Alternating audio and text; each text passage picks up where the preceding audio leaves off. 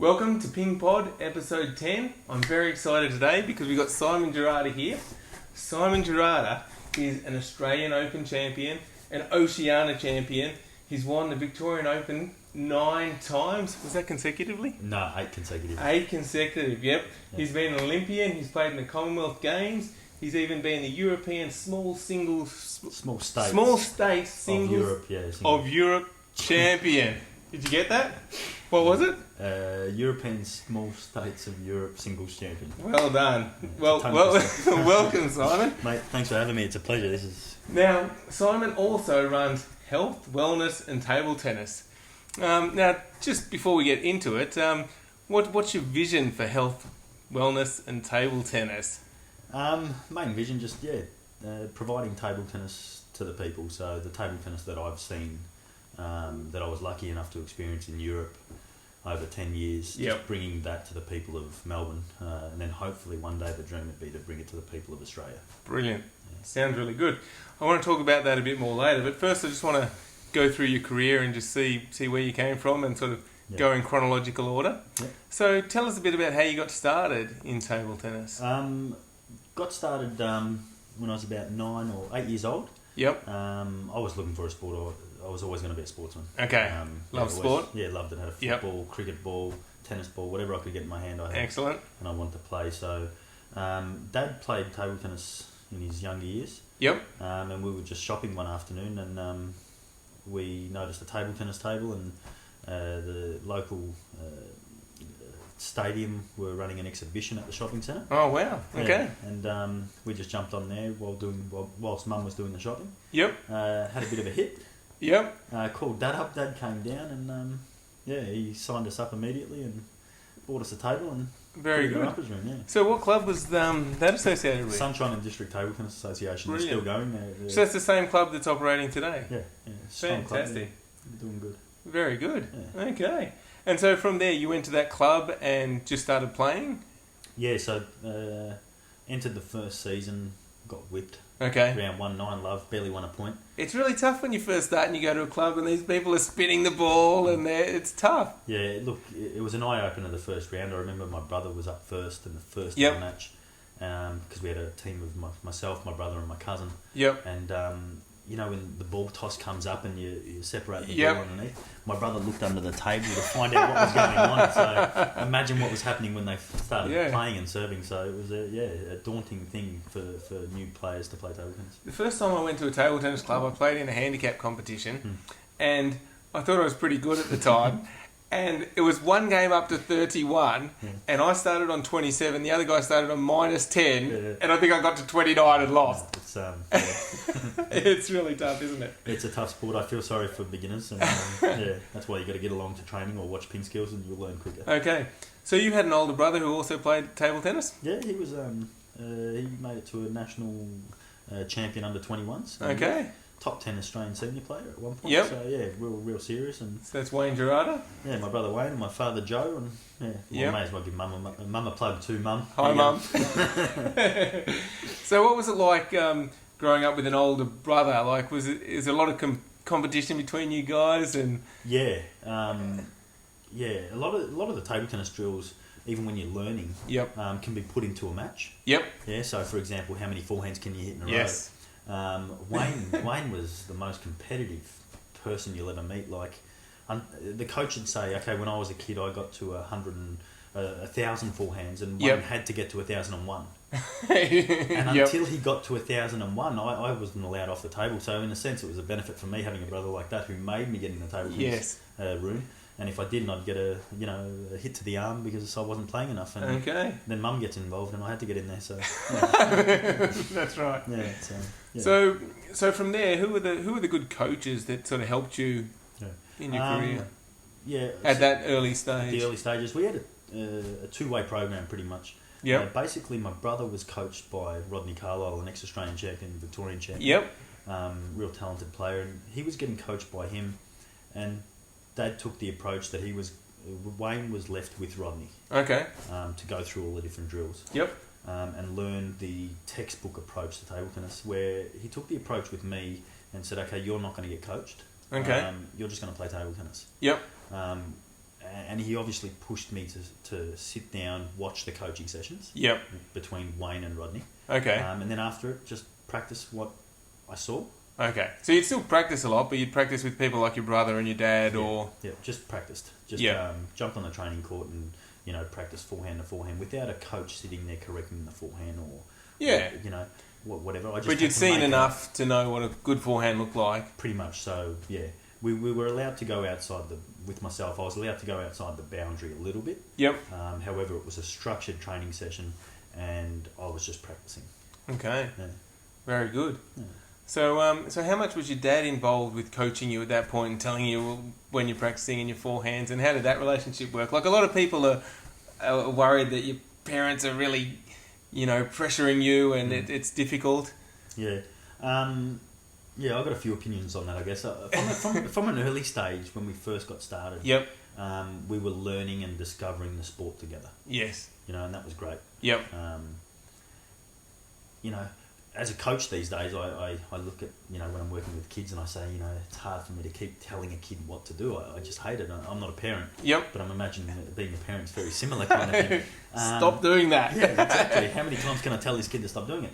Anyway, basically with Dad, as the relationship went on, I just had to always tell myself that, well, this guy wants me to do better than anybody else wants me to do. Yeah. And that's how He's on your side. He's on my side, so that helped me through those periods. And I think by me accepting that and Dad's approach with just experiencing the sport with me, learning the modern game of table tennis, because it's just evolved so much over time. Yes. The relationship really worked over, a 15-year career. Yep. Okay, very good. Yeah. I mean, your dad seems like he's a real go-getter. Like, if there's something to be done, he's like, I'm going to do it and I'll make it happen no matter what. And he's always got a smile on his face. He's always happy about it. Yeah, so it's brilliant. What a great example for all of us. I mean, anyone that's been in the table tennis hall in Melbourne, I think really appreciates having people like this around. It's just, brilliant. Like, and I was lucky enough to be his son, so I saw it on a daily basis. Yeah, it was perfect. Okay, so what was your next big step from there? Like, how did you take the game further? I guess winning the pennant grand final was the first big step. All right, excellent. Yeah, so with your brother and the team, we won our D3. Yep. So that's the first real achievement. Yep. And when you turn up to presentation night, win your trophy, it was brilliant. A great night.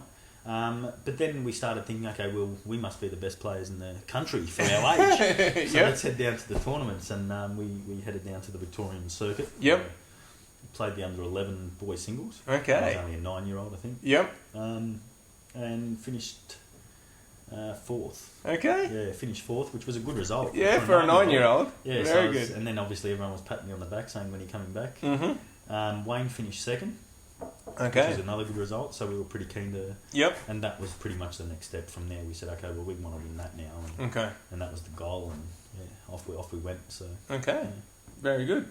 And so then, did you go down to the Melbourne... it's not Melbourne, Albert Park? Yeah, basically, as soon as we entered our first tournament, we found Albert Park. Okay. Which provided a great stadium. Yeah. A great facility to practice in. Yep. Previously, we'd been working in the garage. Yep. The rumpers room, and the walls were starting to get pretty dinted. Yep. It's a big difference, isn't it? It's a big difference, yeah. So we had more room, and we were able to, train with more intensity. So we were heading down there probably, I'd say, 5 times a week. We were down there pretty much every night of the week, training, and then playing 1 night a week competition. Yeah. Until the next step. Very good. So then you got better and you started winning. Like, I guess you won the under-13 nationals, did you? No, it wasn't under 13 back then. It was under 15s. Okay. So from there, we obviously hours of training, and we started taking the game pretty seriously at that point. I mean, chasing a Victorian Open Championship under 11, for example, and then we got that. Okay, what was next? Well, let's win the under 13s and 15s, for example. So as the goal started getting more serious, the training started getting serious. I mean, I remember at about 13. Yeah, I would have been about 13. Like, we're talking a full-on program of running up hills and. So who set that program up for you? Dad. Okay. Yeah, Dad. Rodney obviously showed us a little bit along the way. He showed us a lot. showed us a lot. So, for example, double jumps and skipping, I'd never seen that before. Okay. And you got out there and did 50. Yep. So we had to skip 15, 20 minutes a day from that point on. Okay. You know, sprinting, things like that. And then obviously the training, the length of training was getting more serious too, instead of it being, you know, Yep. a 40-minute hit and 40-minute muck around. Yep. We were doing 2 hours of structured training with stretching, and, you know, we were looking for all the 1%ers at Yes. that point. I mean, and being new in the sport was a lot of trial and error. Yep. So we were, you know, just working through it and finding all the different 1%ers. Okay, very good. Yeah. And so, when was it that you sort of got noticed by the National Association and invited to train down there? Yeah, I was noticed at, I think, 14.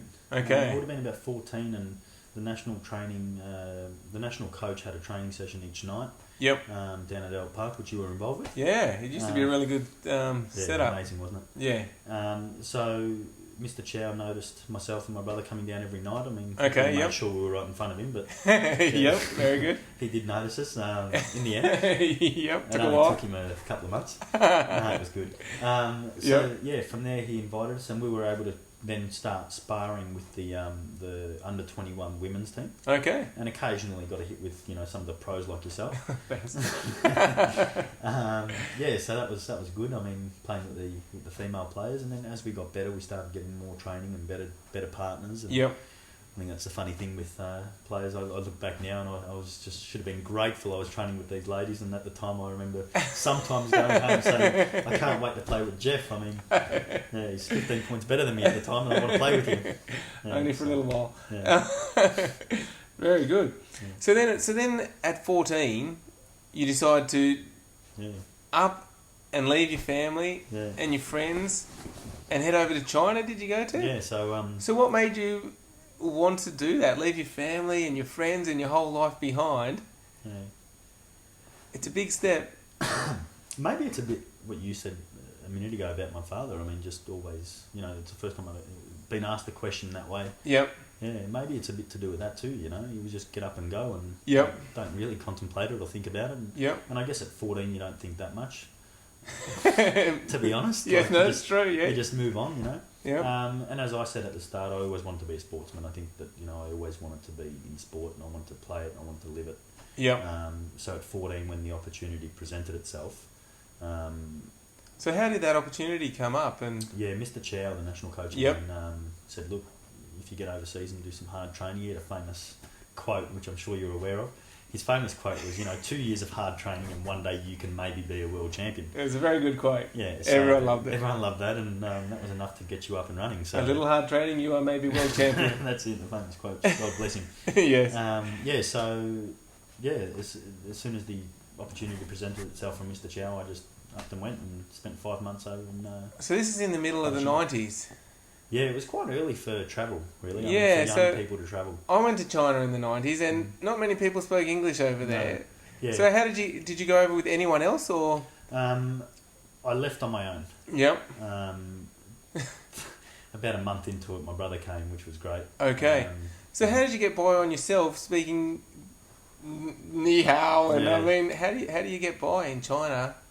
Don't know.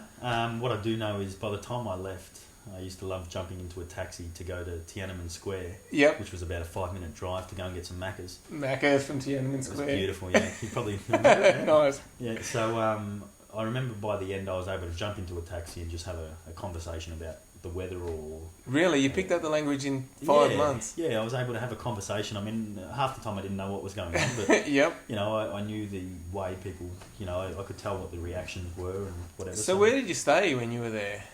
Just in a room. Was it with other table tennis players? No, or? it was on my own. Okay. It was just a two-bed bedroom. Yep. So just like a hotel room, TV, all Chinese channels, obviously. Nice.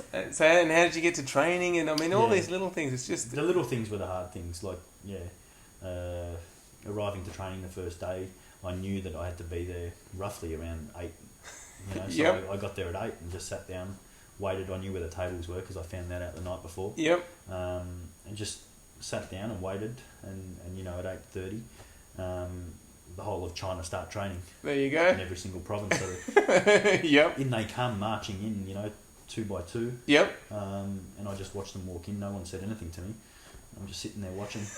And, you know, I remember that feeling of it being out of place. Yeah. And that was really hard at the time. I just wanted to break down and I felt out of place. I mean, I was the odd one out. I mean, even the clothes I was wearing. I mean, here they are wearing one style, and I made the mistake the first time I went over there of actually shaving my head quite short, and boy did you get stared at. Yeah, exactly. And being a 14-year-old kid with your parents 10,000 kilometres away, it was a bit daunting. And as I said, I mean, back then people weren't travelling as much at my age. And were the coaches there able to communicate with you, or, you know, take you in and, you know, look after you, or did you just have to just push your way into... Yeah, I think I learnt that real quick, just making sure that everyone likes you. Yep.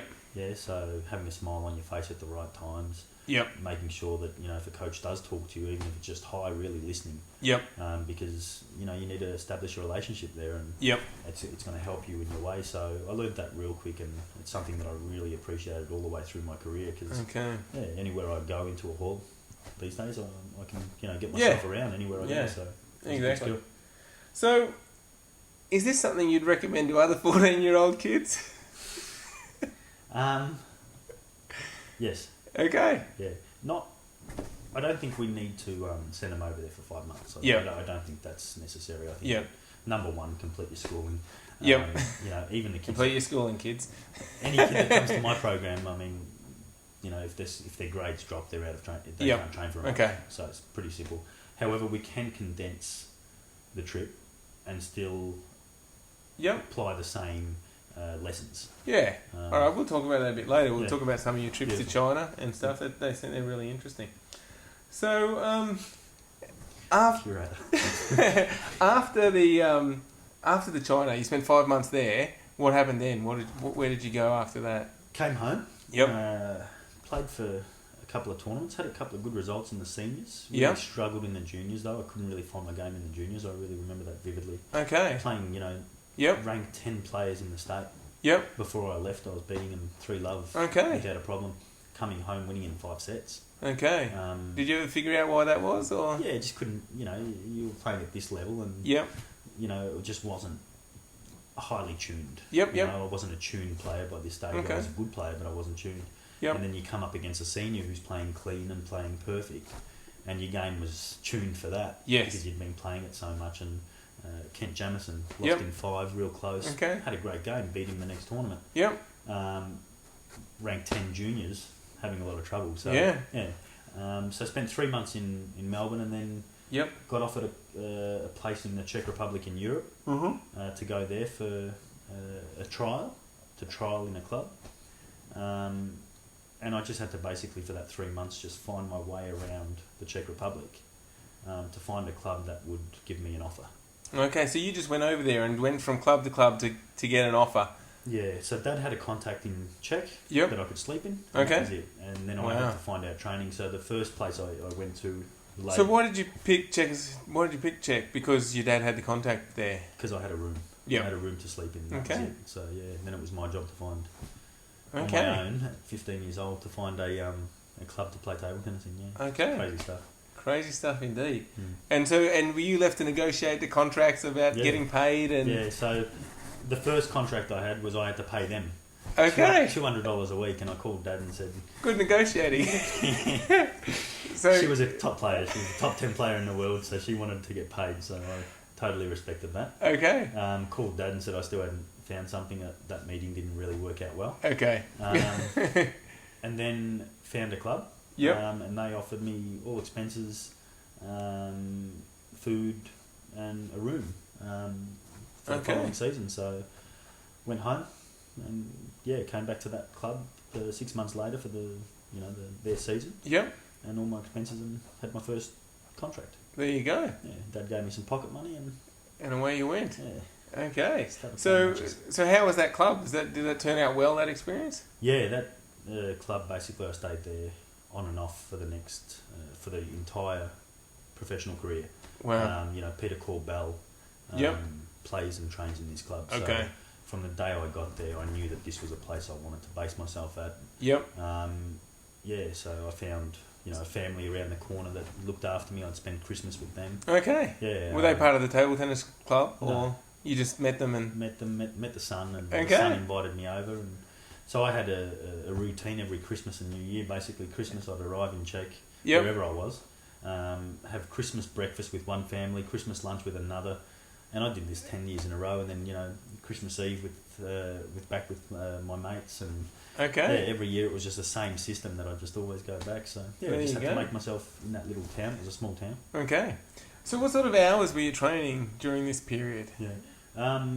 The structured training, the team sessions were about 5 hours a day. 5 hours a day. Yeah, For is it 6 days a week, 5 days a week, or? as many days, excluding league matches. So if you've got Okay. a league match the day before, you'd probably train once Yep. instead of twice, and then the next day you'd train once, and then you'd train twice all the way through again. Okay. So, and the league matches were always on different days. Yep. Very rarely were they on the same day of the week. Okay. Yeah, so... So it's a lot of training. I mean, it's hard to get that much training here in Australia. yeah, no. Yeah. Okay. And that was just a structured training, so then you could, Yep. go back, back to the hall at Yep. 8 o'clock and play some, bandy with some of your mates, or Yep. or go and do some service practice. I mean, there were some crazy guys in the club. I remember one guy, Yeah. 5 o'clock every morning without fail, this guy woke up in the morning and just started serving for an hour and a half. For an hour and a half. Hour and a half. My goodness. That's dedication. Long, fast serve, side spin, back spin, just worked it. Very good. Yeah, Okay. Teaches you a lot about what it takes to reach a high level, I guess. yeah, all go crazy. Yeah, exactly. Very good. So, during this time, you're still coming back to Australia, playing tournaments, trying to get selected for the national team? Yeah, so 9-month contract in Europe. Obviously, always looking for a better contract the year after. Yep. Come home, 3 months, full competition schedule. So day in, day out, just Yep. competition, So every Saturday was a comp. Yeah. Okay. So when did you first get picked for an Australian team? Senior team. Yeah, for an Australian senior team. I'm either thinking 16 or 17. Yep. Yeah, I actually don't know. Mm. I was young. Yep. I was very young. I was very inexperienced and young. My results warranted it. I really believe that. Yep. Looking back, I mean, the first team I got into, I really knew that I was Okay. there or thereabouts. Yep. Do you remember what the competition was? No. So what was the first Worlds you went to? Did you go into the 97 Worlds? Or the 99? Can't remember. 97 Manchester. 97. Yeah, 97 Manchester. Very good. Yeah. Yeah. So what was the feeling like to actually finally represent Australia? All these hours you're putting in, and then suddenly you get selected to represent your country. For me, we were just getting started. Okay. That Yeah. was a funny thing. Like, I look back now and I probably wish I had a different approach. Okay. If I knew how short it was. Yep. Yeah. But for me, we were just getting started. Like, I remember it was nice, but, It was just kind of, that's what you'd been working for. It was just a stepping stone along the way. yeah, representation was one thing, but performing was another. So, Yep. Manchester Worlds, I knew I was just there to sit on the bench and watch the big fellas play, and that they did real well, the Australian team, and I learned a lot from the experienced players, and that was my job to be there and learn a lot. Yep. And then, as it moved on, I started getting my ranking up and getting more serious about it, but, never really felt like this was it. Okay. I knew that there was more to come. Yep. Yeah. Okay. And so from there, you started being like one of the top players in Australia, like challenging for the Australian Open. I think you made quite a few finals. 5 years in a row, finalist. I mean, I was going through the year without losing a match. Yep. And then come nationals, Yep. I'd lose in the final. Okay. All year, don't lose a match. Win Oceania, for example, the biggest title in our part of the world. Yes. And then, lose the final of the Australian singles. So did you find it every year it got harder and harder because the year before you'd lost and there was more pressure and more nerves and or not really, you just kind of played and it... Yeah, I think in the start I just played, Yep. but then as I became a senior player, Yep. I was being talked to as a very experienced senior player. Yep. So, a 4 times national runners-up Yep. means you're very experienced. Yep. but I was only 20. 21. Yeah. But you had played a lot of table tennis. Right. You had trained a lot and you played a lot of competitions. Yeah, so I was very experienced. Yeah. But the mind wasn't. Okay. So what I found was, I was just almost making things up sometimes, like in the game, in the tournaments, like just to learn what it was supposed to feel like, What's an example of that? Yeah, losing the Nationals, for example. I remember one year losing the Nationals. I lost it because I lost the match before I even started. Okay. Oh, this is my third Nationals final. Can't lose this one. Okay. Yep. You're a child, Yeah. But not everyone is. I mean, some, it's not often in table tennis here in Australia we've seen that, but in other sports you get young kids coming through at 19 and 20 and winning major tournaments and stuff. I mean, if you could go back now and look at that, do you think you could have helped yourself out somehow? I mean, the perfect example for that is Timo Boll. Yep. 20 years old, he's top 10 in the world or something. Yep. He was amazing, ridiculous, this guy.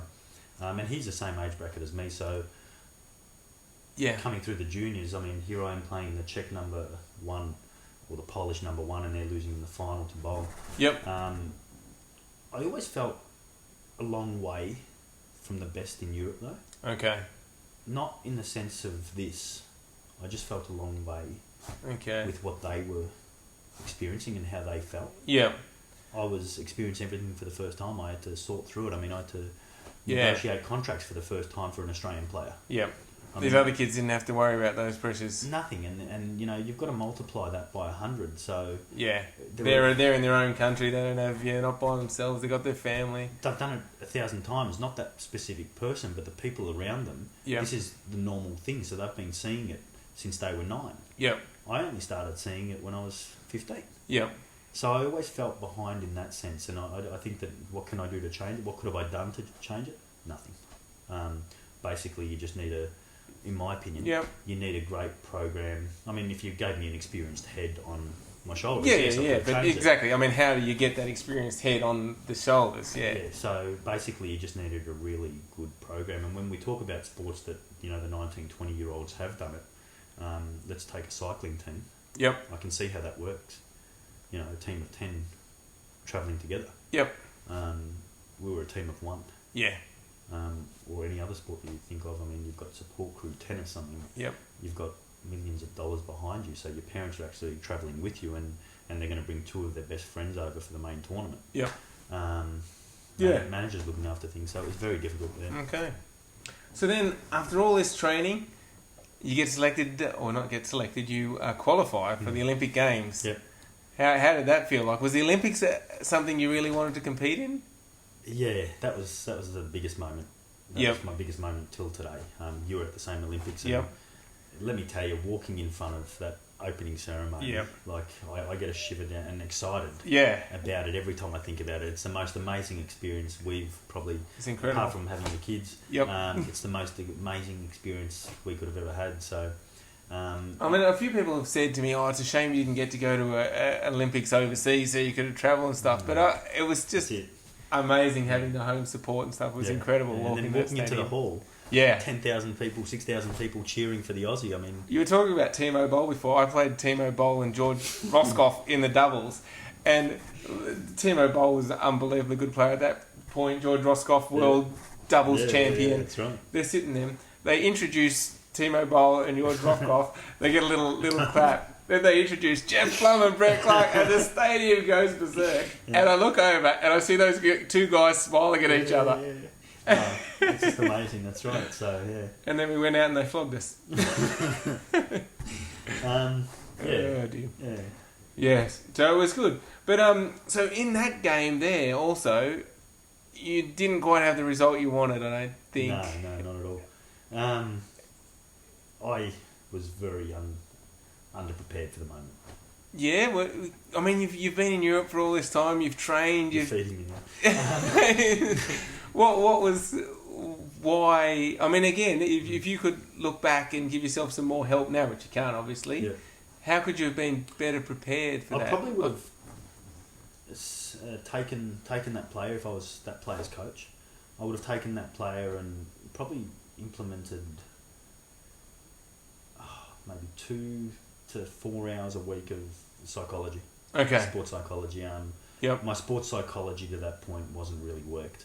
Okay. And then entering, as I said... And it's a huge part of the game. Massive. I mean, I spent the next 10 years after that working on my sports psychology. Yep. I probably spent more time on that than any other aspect. So was it you were just nervous, or were there other things as well, or? Yeah, just nervous. Yeah. I mean, I couldn't feel my feet. I couldn't feel my arm. I couldn't talk. I couldn't. Yep. Couldn't think. You know. Yep. And it doesn't take much to go off in table tennis not to be able to hit the ball anywhere near the table. Yeah. Yeah. I mean. Yeah. No, look, I was way off though. Okay. I think if I'm a little off, I can hit the ball on. Yep. But I was way off. Like, I've never felt Okay. that before. You know, it was my heart running at 120 a minute. It was an emotion that my body has never felt. Okay. And so when you over the next 10 years, did you manage to get that under control, or did you get better at that? Yeah. Look, I think from what is standard practice for an elite player. Yep. I think I've perfected that. Yep. However, I mean, it's mental, so yeah. You know. Yeah, exactly. Right. I think when I was a kid and growing up and playing table tennis until probably 15 or something, I'd never ever got nervous. It just and I don't know if all other kids are the same, but it just sort of doesn't occur to you. You just go out and play and you just concentrated on getting better, and you just want to hit that ball a little bit better, and you're really focused on the details. Yeah. But I think as I got older, I think I actually got worse, and I think I could have done, a lot more psychology-wise too that would have helped me. Yeah, exactly. So, it's a big part. Yeah, I think every kid goes through a different type of experience in that period that you were saying, until 15. Yep. I was going through an experience, from my point of view, until 15, I always left the hall a winner. Yep. So what I was learning was how to win. Okay. I had to make sure that I could go home happy with today's result. Yep. Because I had to deal with that, so it wasn't about nerves for me, or that was my main experience, and I think every kid has a different experience until 15. Okay. All right. So now, after the Sydney Olympics, the 2000 Worlds come around, and you're one of the best players in the country, and you don't get picked for the team. Yeah. What happened? Basically, I spent, as I said, so I left Australia when I was 14. Yeah. Had my first European stint at 15. So 15, 16, 17, 18, 19, 20. Yep. I explained what my Christmas and New Year routine was. Yep. And it was just non-stop training. Like, it was training, back to Australia, 3 months, competition, qualification tournaments, all these different things. Back to Australia, back to Europe and play. Yep. After the Sydney Olympics, before the closing ceremony, I didn't go to the closing ceremony. I had a contract ready to go in Poland. Yep. And I had to get back there and play, so I just left the Olympics, went and played the started my league matches, and was having an amazing season. I mean, top players in the world, Skierski, who was a quarter-finalist at the Olympics. Yep. Koshinski. I was playing in Poland. I was having some really good results, defeating everybody. But midway through the season, I just had a bit of a breakdown, to be honest. I just couldn't handle it anymore, so I went home, called Dad and said, look, I've got to get out of here. Yep. I want to come home. So Dad got me on the next flight, brought me home. Mid-season. Mid-season. And basically, looking back at that today, yep, I look at it and I came back to Australia when I was 25 again. Yep. And it's literally taken me this long till today to start to learn what the Aussie person is. Okay. Yeah. I mean, I grew up in Europe. Okay, yep. So that period at 20, I just wanted to come home and become normal again. Yep. And I didn't know what normal was. Okay. And I didn't even know I was looking for normal. Yep. And I just needed a rest. Yep. From growing up on my own, I needed to grow up around people that I was familiar with. Yep. And basically, the national coach at the time with the national body asked me to come to practice. And I said, okay, look, I'm going to take a break. I'll talk to you tonight at training. And the coach then said, okay, no, you have to train tonight and you have to continue your training all the way through while you're here. Otherwise, you're out of the national team. And, with all respect to the players I was asked to train with, one, they were below par. Like, here I am, an Australian Olympian. Yep. with goals set really high. As I said, I mean, my first World Championships, it wasn't the pinnacle. I had a long way to go. I had a career that was going to go another 10 years. Yep. And I think most of the other top Australian players had retired after the Olympics. Exactly. You all left me on my own. So here I am turning up the training and no one's there. And I just, after the third session, I said, look, coach, I can't be here anymore. I need a rest. And yeah, that was pretty much the last nail in the coffin for me for playing for Australia. That was the end of my selection. I spent 2 years waiting for a call up and didn't get a call up. And then I started representing Malta. Okay, there you go. So interesting. Like a lot of people have said that couldn't you have just trained, representing Australia, it was only a small period, couldn't you have just gone down there and done the work? I mean, looking back on it, is that a possibility, or it just couldn't have been done? Like, if you had your time again, would you have tried to suffer through it, or? The best way to answer it, I'd say, is in two ways. Number one, who cares? Yep. Who cares whether I did or I didn't? Yep. I mean, it's pointless. Yep. The goal was set. Yep. The goal was to spend the next 10 years working hard. Yep. Training. Yep. Playing, competing and learning. And to become, our goal was clear from the outset when I left to China, was to become a top 20 player in the world. I mean, yep. It was written, it was told, it was said, and off we went. Yep. So who cares? It's a good point, and I agree with you completely on that. Who does care? But at that time, the national coach did care, whether he was right or wrong. So if you could have somehow struggled through... Second point to that, Jeff, is with the goals that were set, yep. shouldn't we work with the player to find a way forward, yep. rather than just disabandon the player? You're the experienced person, you're the adult. Like, if a kid comes to me today and says, yep. I want to fight, yep. I'm going to work with you, yep. to help you. Yep. I'm not going to just walk away from you. Yep. It's my responsibility, it's my job, yep. to help a kid. Yep. And looking back, I'd say it was the body's responsibility to look after me as the player. Yep. Because I don't have the experience on my shoulders. I don't have the senior head.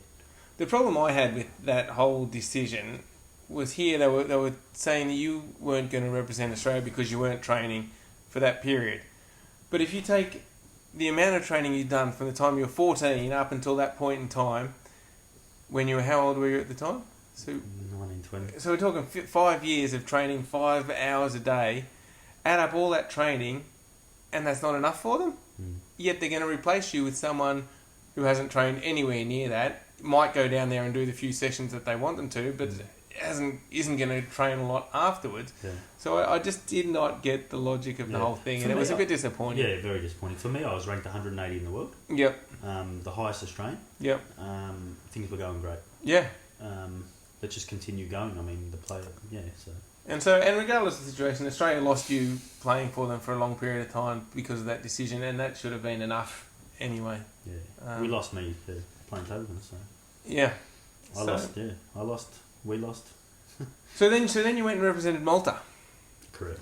Okay, and so how was that experience for you? After that, did you still have the goals? Were you still thinking, I'm going to be a top 20 player in the world, I can still do this? Or that was kind of the end of it? Or looking back, I think something died. Yep. To be honest. Yep. A lot of my character today has been built on that moment too, Yep. I've developed into a person where I'm very conscious of those types of things now, Yep. So it was a building part as well for me. But with Malta, I feel like something died. But not just because of me, but because of where I'd come from. Malta was a difficult country to play for. I mean, they're just a small country. Yeah. 350,000 people. I mean, the resources they have are 100 times less than ours. So they're doing a great job. They did a great job with me, but they just had nothing to offer me. In the sense of development. So a little bit of me died, and then that didn't help either. So it was just really just grovelling. Really, after that, I was just walking around, just playing a bit of table tennis, unsure of what we were doing and where we were going. Yeah. So how much were you training after that point in time, and where did you train? Back to the normal. I mean, my next contract was, I think I went to Sweden straight after that. I had 2 seasons in Sweden, which meant I was training 5 hours a day. Yep. all day, every day. Okay. For the next 5 years. Okay. Yeah. There you go. And so then you decided to come back to Australia and not spend any more time in there? 25. 25. 26. Had you just had enough? You just wanted to come home, or? Yeah, I mean, definitely definitely had enough. I don't want to travel ever again. It's enough in one lifetime. It was great and it was good fun. But no, I just had to come home and start to redevelop myself as a person and, you know, become Australian again. And I mean that in the contents of being a suburban bloke kind of thing, you know, just working out what it's like to be here and what I've got in front of me kind of thing. Yeah. So it took me a while just to experience that and to catch up to the other guys around me, the same age as me, to catch up mentally and Okay. So after that, you took your first real job, if we can call it that, with an IT company, My DBA. So how long did you work there for? I was there for a couple of years. Okay, and so how did you find, I'm just trying to see how this is going to go, you've gone from being in charge of yourself from the time you're 14 years old and looking after yourself completely, then all of a sudden you're going into a job where you've got to work 40 hours a week and you've got a boss. I mean, that's a big change. How did you cope with that change? I had a great boss. Yep. I had a great boss. You know, I mean... Yep. I remember 2 weeks into it, I just took a day off, kind of thing. I just needed a day off, 2 weeks. Yep. Peanuts, right? I mean, the rest of our lives doing it. So, just took a day off, and he helped me through it. He said, "Look, you've got to come in, you know, like you can't just take a day off, kind of thing." Yep. All right, mate. Sorry, I'll be in tomorrow. Right, okay. Good. So just had a really good boss, but it was difficult. It was real difficult, and that's why I came home to re-experience and to develop yourself, kind of thing. Yep. So so then after 2 years, you decide you've had enough of the job and you want to start up health, wellness and table tennis? Yep. Is that what happened? Yeah, so 2 years had passed and I'd started developing some skills outside of table tennis.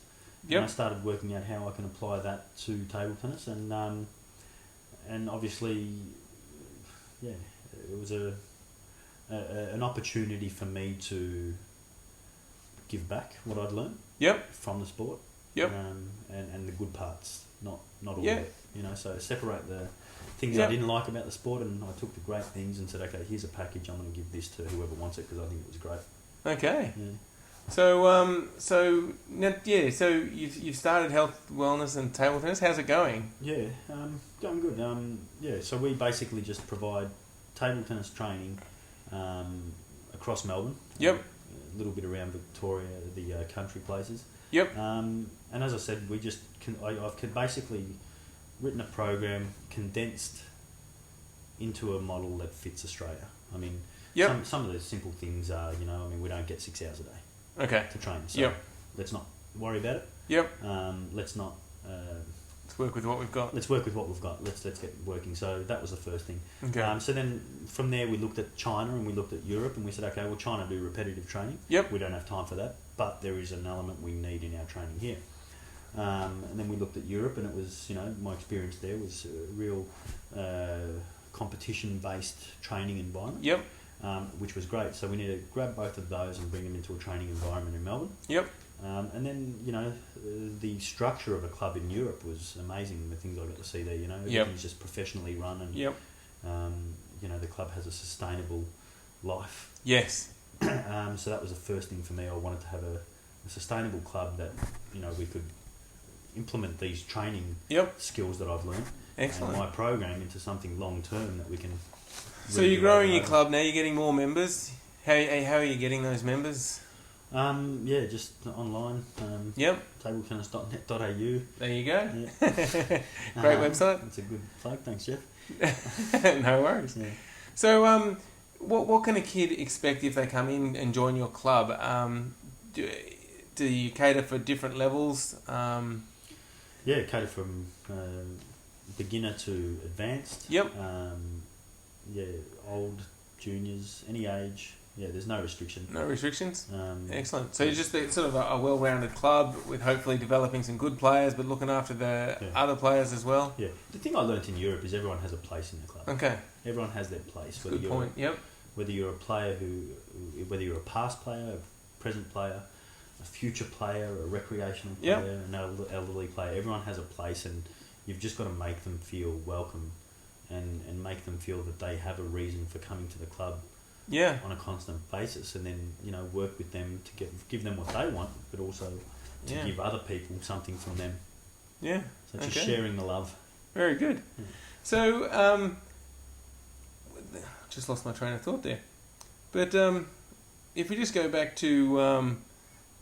I completely lost my train of thought there. Let's go back to your career after you've come back to Australia. You're playing a lot of tournaments. Then the Commonwealth Games come up, and you decide, I want to go for the Commonwealth Games. Yep. So you start training hard, and you win the tournament, selection tournament, or how do you get selected for the Commonwealth Games? The Indian, Delhi. The Delhi Commonwealth Games in 2002. Basically, just felt like having a hit. Yep. Just felt like playing a little bit. Okay. And I knew that my level... I think one of the good things about my game was I went through the process of training hard and, you know, strengthened up the legs, did the waist, learnt all the shots. Yep. Flexibility in the game. Yep. And, you know, it allowed me to adapt my game to the current physical level that I'm at. Yep. At that period. Yes. So then I just started training and you know, the business allowed me to put some hours into training, which was great. If I was working, I think full time, it might have been a bit tougher. Yep. So then I just got training, and I think I put about a couple of months in of training. Yep. First tournament I played was a disaster. I forgot to warm up. Okay. That's pretty simple. Yep. You know, pretty simple. I got there at 9 o'clock, had a 9 o'clock match and lost. Okay. I mean, quick tournament. You'd think you'd have enough brains after 15 years, but anyway. So then, just got training hard and went to the qualification tournament. Won the Vic Open before it. Oh, very good. Great. So that was your 9th Victorian Open. Yeah, it was my 9th, and I knew the form was there. And yep. I think that's another thing. When you've done it before, you've got the confidence, and you know you're going to do it before it's even starting. So I was relatively confident that I was going to qualify, and then just went through the process of beating whoever came along my way. Lost a couple of matches and qualified. Very good. So that was like 10 years since you last represented Australia. Yeah, 10 years. Nice kind of ending. Well, is it an ending, or have you got more plans to continue playing? We've got the Olympics coming up. Yeah, just see what happens. Yeah, just to enjoy. If I play table tennis, I want to enjoy it. And, and I do it these days. Like I barely hit a ball, but I get on the table, and it's an opportunity to forget about work. Yep. Put everything else aside and just hit the ball and enjoy it. And that's probably one of the skills I have against the opponents who are over-analysing it and overthinking it, while I'm just sitting there swinging kind of thing. You know, I'm seeing a basketball, so excellent. It's a lot easier for me. All right, so we'll have to stay tuned to see if we see you trying to qualify for the 2012 Olympics. We will. Okay, very good. All right, so now I just want to talk a bit more about health, wellness and table tennis. So you got some upcoming camps. You organise camps as well for kids. How do they work? Yeah, so we run holiday programs in all the school holidays. We try and fit them in to the different states so we can have kids coming all over the country. 5-day programs, and basically just in those camps, just teaching kids what is required to be a table tennis player. Yep. I think that there's a big difference between a table tennis player and a recreational hobby player, and as a kid you've got the potential to do anything. So we just let them know here's what's required. Okay. And have a crack. So if people want to get involved in that camp, can they still get involved in that Absolutely, camp? Yeah, just sign up at tabletennis.net.au, look for the camps link and sign up online. Brilliant. Okay, so one other thing I want to talk about is the overseas trips, which you mentioned before. So where did the idea for that come, and how does that fit in with the training, and what experience do players get from going on one of those camps? Yeah, so 10 years of travel teaches you a lot, taught me a lot. Yep. So the last part of health, wellness and table tennis, the second last part, was to create a program that shows the kids that part of my life kind of thing, but obviously not doing it in 9 months. Yes. Trying to condense it into a nice 20-day package during their long end-of-year holidays. Yep. And so we came up with the Harbin tour, which Yep. is the north of China. And basically we take the kids from Melbourne, beautiful Melbourne, Yep. into one of the most extreme locations in the world. Okay. Minus 30 degrees. My goodness. So it's freezing cold Yep. every minute of the day. Huge responsibility for me. Yep. But that's also what I really wanted to show, I guess, the public, that, you know, I'll, you know, stand by my products. Yep. We will deliver. Yep. And that's, I guess, my competitive nature. Yeah. So, yeah, we take them over there, 20 days, 6 hours a day. I mean, probably about 7.5 hours a day, actually, of training. Yep. On table training. All the physicals, and me just sitting there pushing the kids to absolute limits. Okay. You know, one of the examples was one of the kids signed up, and I put him through the process of going through the questions, finding out a bit about this kid. But Yep. he basically just wanted to go on holiday. Really? Yeah, and when he arrived, he found out real quick that this was no holiday. Okay. This was tough work, and Yep. adapted after the first conversation I had with him. This wasn't a holiday, and had the greatest trip of his life. He's Very good. Yeah. So how many of these overseas trips have you done now? We've done 2. We're planning our 3rd one at the moment. We're thinking to go to Europe now, so to take Okay. them to the Europe League. So we just want to change it up each year. Yep. Yeah. So we're thinking, you know, starting off in, you know, Czech Republic, going through to Poland. What a great experience for kids. Yeah, and then catching a ferry over to Sweden. A ferry to Sweden, all right. Play a Swedish tournament, come through back to Germany, watch a league match, Wow. and then we'll head home. So when is that going to be planned for? Have you got that? Yeah, so again, 2012 January. Okay. And so if kids are interested in doing that, do they have to be a certain level to do that overseas? Yeah, what we'd like is to get in contact with me ASAP. Yep. Some kids, you know, if you get in touch with me, let's say today, we'll plan for it for 2013. Yep, so you can work for it into the future. Yeah, a few steps that I like to go through with the kid. Yes. And the parents, to build a bit of trust there, kind of thing, to Yep. make sure that we know what we're doing. Yep, excellent. Yeah. All right, sounds like a great... Get on board. Get on board. www.tabletennis.net.au. Okay, all right, just to finish up with, the people have been watching this for a long time, and they're watching from PingSkills, and so they're here. They want to Is he improve. going to ask me for a hit? Get on in. They want to improve their table tennis, right? Yeah.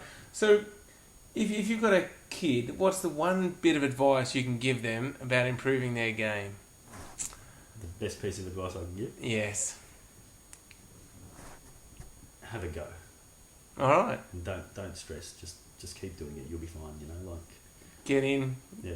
Get going. People always ask me about talent. You know, I just think, get in there, have a crack. Yep. Find a good role model. Find good people to be around you. Yep.